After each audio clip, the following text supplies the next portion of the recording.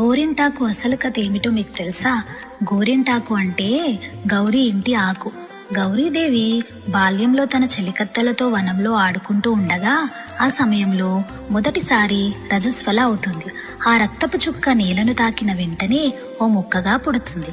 ఈ వింతను చెలికత్తెలు చూసి పర్వతరాజుకు చెప్పగా పర్వతరాజు సతీ సమేతంగా ఆ ప్రాంతానికి వస్తాడు.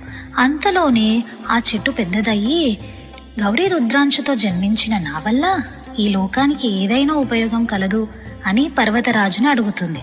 అప్పుడు పార్వతీదేవి ఆ చెట్టు నుండి ఒక ఆకు కోసింది.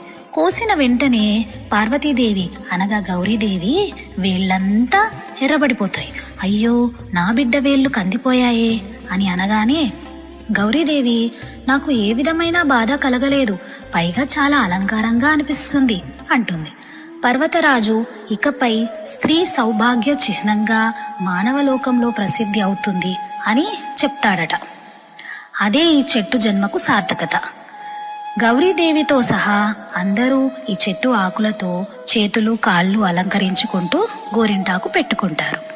గోరింటాకు వచ్చాక కుంకుమకు ఒక సందేహం కలుగుతుంది.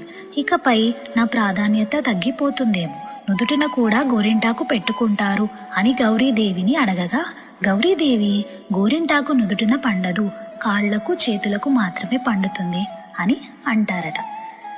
ఇది నాకు తెలిసిన ఒక చిన్న గోరింటాకు కథ. మీకు